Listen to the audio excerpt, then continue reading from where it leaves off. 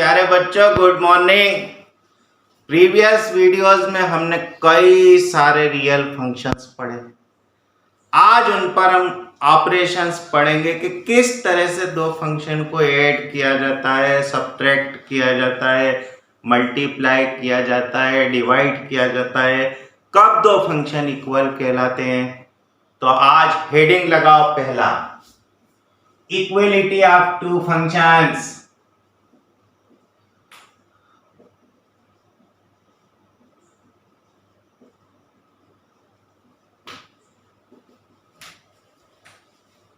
Two functions f and g are said to be equal if पहली condition कि f का domain और g का डोमेन सेम होना चाहिए। दूसरी कंडीशन f की रेंज और g की रेंज सेम होना चाहिए। हम कहेंगे कि ये दोनों फंक्शन इक्वल हैं। देखो, कोडोमेन सेम होना कोई जरूरी नहीं है। If f and g are equal functions,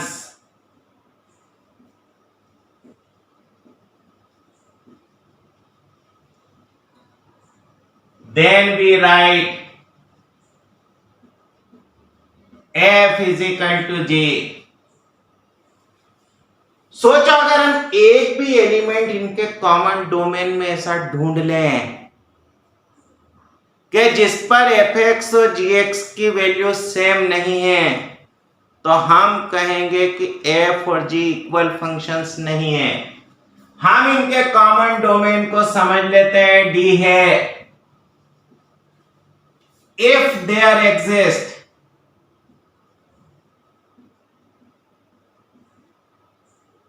x belongs to d such that fx is not equal to gx। मानो एक भी हमने एलिमेंट ऐसा ढूंढ लिया जिस पर इनकी वैल्यू सेम नहीं है,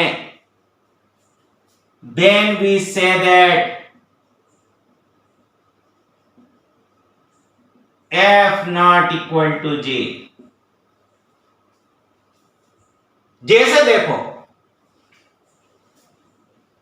येलो बना देते हैं example.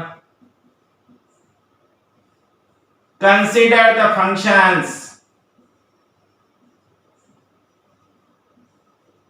f and g defined as follows।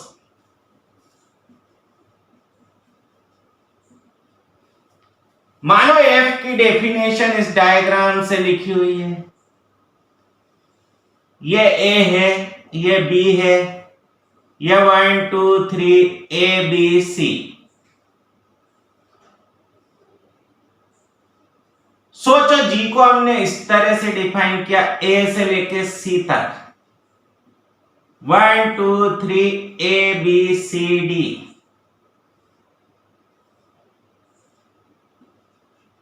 जरा ध्यान दो, फंक्शन f और फंक्शन g दोनों के डोमेन सेम है। फंक्शन f और फंक्शन g दोनों की रेंज सेम है। देखो, g का कोडोमेन और f का कोडोमेन सेम नहीं है। हमें कोडोमेन से कोई मतलब नहीं है।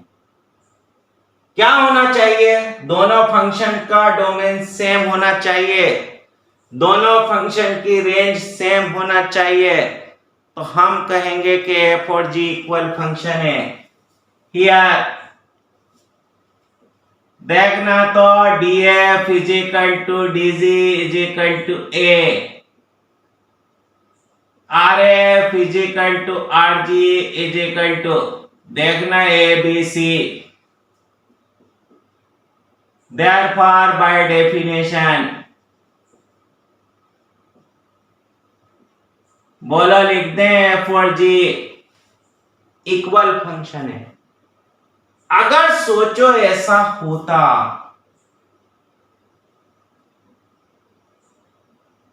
कि यहां 3 की इमेज d बन गई होती, वहां 3 की इमेज C बनी होती तो क्या दोनों की रेंज सेम थी? देखो यहाँ रेंज बनती ABD, यहाँ रेंज बनती ABC। हम कहेंगे कि F और G इक्वल फंक्शंस नहीं है। देखो बढ़िया सा क्वेश्चन लिखो, late fx is equal to x and gx is equal to 1/1/x. Find the set at which f is equal to g.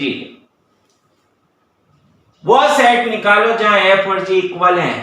अब ध्यान दो, x इज इक्वल टू 0 पर g डिफाइंड नहीं है। यह मत करना कि इसको ऊपर कर दो। देखना ये हर जगह डिफाइन है, तो हम बोलेंगे कि here df is equal to r है। अगर x 0 के बराबर नहीं है तो हम gx को x लिख सकते हैं, पर dg कितना है? r minus 0। अगर हम इस सेट पर चलें तो f और g इक्वल है। Therefore, f is equal to g for all x belongs to r minus 0। यूं लिख दें fx is equal to gx। मतलब कौन से सेट पर ये दोनों फंक्शन इक्वल होंगे? तो r माइनस 0 पर। गलती से भी ऐसा काम ना करें कि इस x को ऊपर कर दें। देखो x इज इक्वल टू 0 बन जाए तो क्या हम इसको ऊपर कर पाएंगे? क्या x इज इक्वल टू 0 पर तो ये फंक्शन डिफाइंड ही नहीं है। समझ गए अच्छी तरीके से? अब देखो कैसे दो फंक्शन को ऐड किया जाता है, सब्ट्रैक्ट किया जाता है, मल्टीप्लाई किया जाता है, डिवाइड किया जाता है। लॉस ऑफ, लिखो operations on real functions. Operations on real functions. Let f and g be two functions with domains df and dg respectively।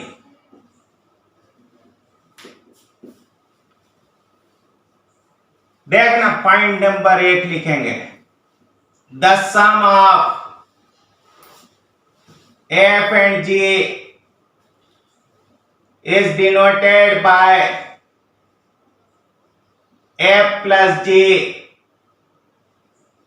and is defined as f plus gx is equal to fx plus gx। पर x कौन सा select करना है? जो इन दोनों में common थे। अरे सोचो कि ये df है, ये dg है,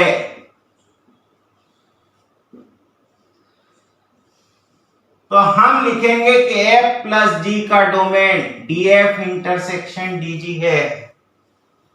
इसे बोलोगे df intersection dg। Therefore df plus g क्या बना? df इंटरसेक्शन dg बना दें। सिमिलरली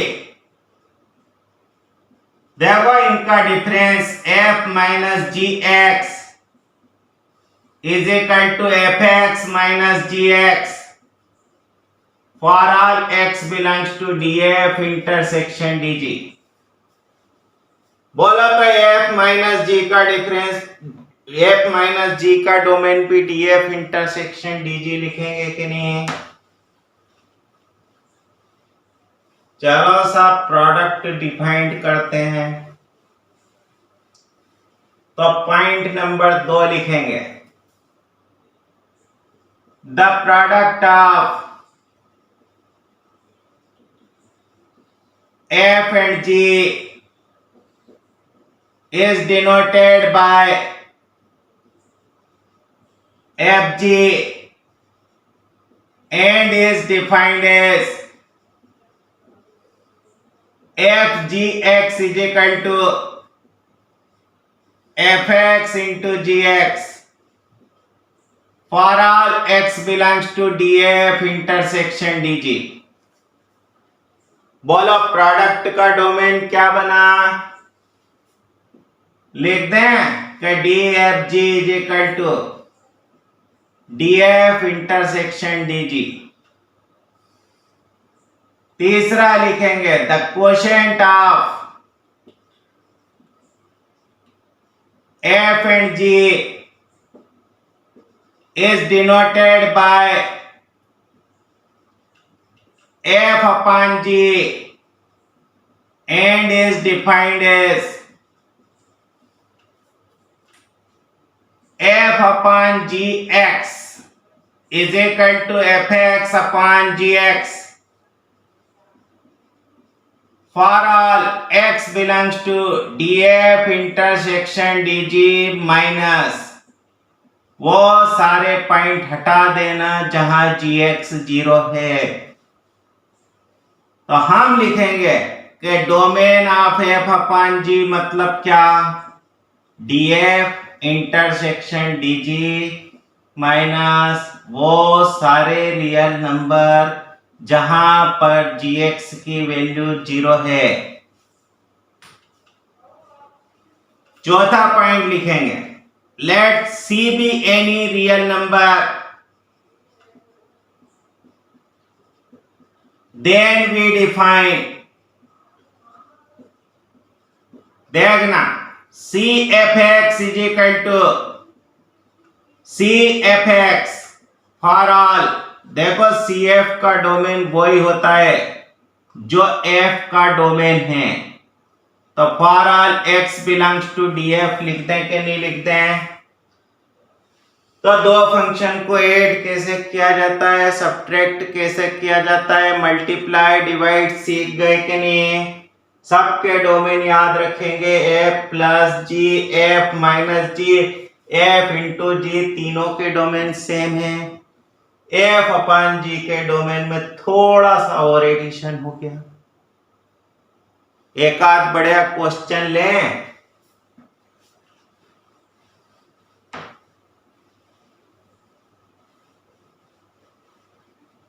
चलो लिखो तो,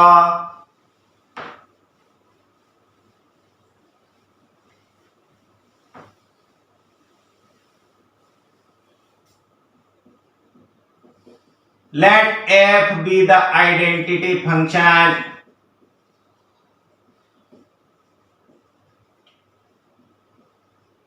and g be the modulus function।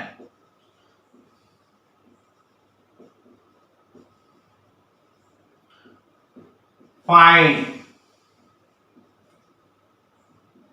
f plus g, f minus g, f g, f upon g. सोचो एफ आइडेंटिटी फंक्शन है और जी मॉडुलस फंक्शन है, तो लो सा, since f is the identity function, बोला तो आइडेंटिटी फंक्शन की क्या डेफिनेशन थी कि f x is equal to x हो जाता है for all x belongs to R. तो लिख दें कि d f is equal to है आर। अरे आइडेंटिटी फंक्शन का डोमेन आर था। Since g is the modulus function,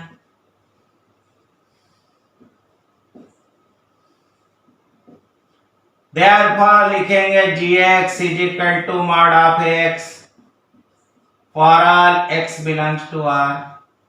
और इसी को ऐसा लिख सकते हैं कि gx is equal to x when x greater than equal to 0 minus x when x less than 0। बोलो डीजीबी आर था कि नहीं? Therefore df प्लस जी इन दोनों का intersection R, df minus g R, df into g R, इन तीनों function के डोमेन सेम हुए। हम डिफाइन करते हैं, देखो f प्लस जी को सबसे पहले।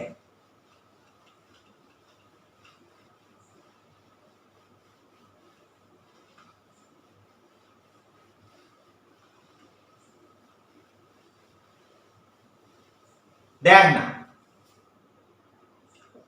f plus g x is equal to लिखेंगे f x plus g x for all x belongs to are.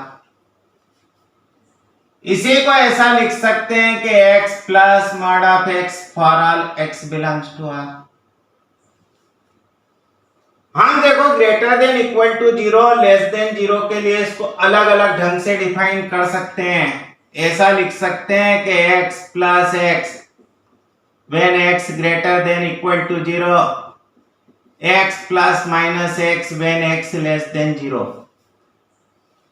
अरे gx की वैल्यू इस तरह से लिखी थी तो हम f प्लस जी को ऐसा लिख सकते हैं। माने f प्लस जी की वैल्यू 2x है जब x greater than equal to 0 है, 0 है जब x लेस देन 0 है। बना पाओगे कि नहीं बना पाओगे ऐसा? चलो f माइनस जी एक्स निकालें। देखो इसका डोमेन भी R था, लिखेंगे f x minus g x for all x belongs to R is equal to x minus mod of x for all x belongs to R। फिर से देखो इसे ऐसा लिख सकते हैं x minus x when x greater than equal to 0, x minus minus x when x less than 0। यहां से लिख सकते हैं इसकी वैल्यू 0 है जब x greater than equal to 0 है। बोलो जमा सकते हो कि नहीं ऐसा? प्रोडक्ट कर दें,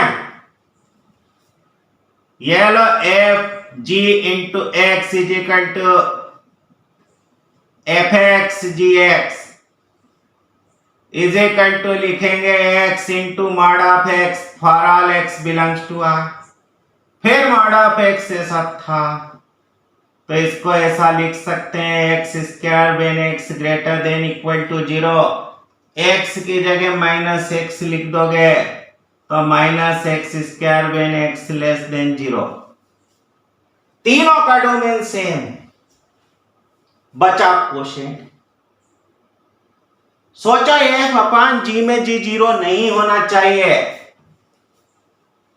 तो देखना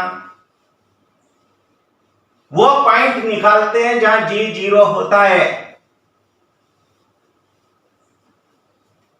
ये लो साहब g x is equal to 0, इसका मतलब था कि mod of x is equal to 0। Mod of x तभी 0 होता है जब एक्स खुद 0 हो। इसका मतलब domain of f upon g लिखोगे तो वह r माइनस 0 बनेगा। Also f upon g x is equal to लिख सकते हैं f x upon g x. अब x कहां का मेंबर है इसी को लिख सकते हैं, देखना x upon mod of x for all x belongs to r minus 0। इसी को लिख सकते हैं x अपान x जब x 0 से बड़ा है, x अपान माइनस x जब x 0 से छोटा है।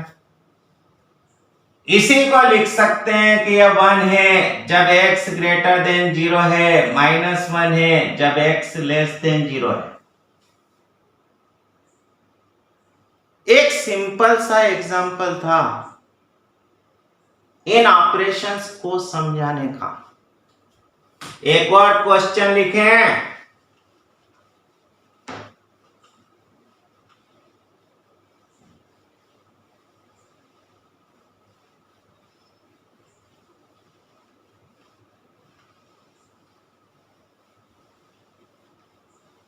Yellow.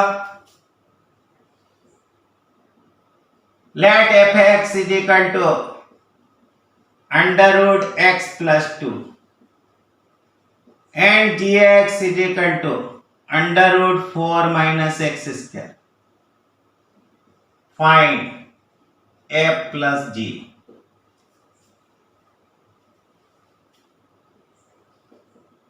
देखो here f(x) is equal to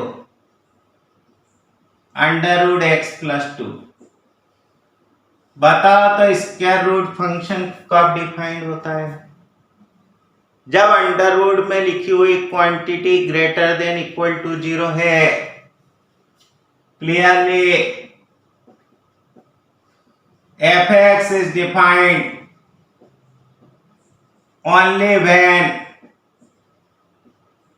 लिख दें x plus greater than equal to 0, that is x greater than equal to minus 2, that is x belongs to, यूं लिख सकते हैं -2 comma infinity.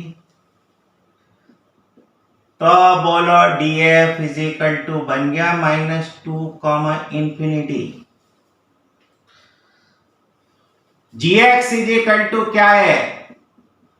Under root 4 minus x square. Clearly gx is defined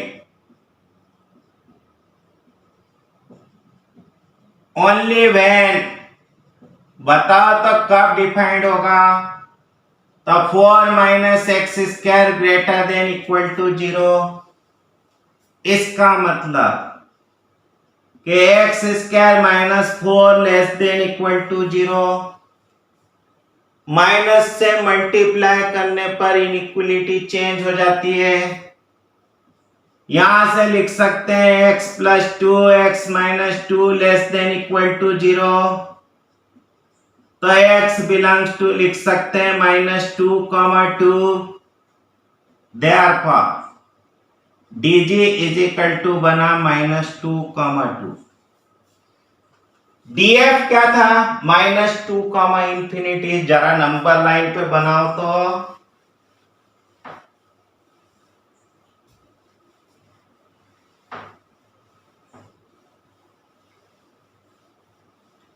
यह देखना,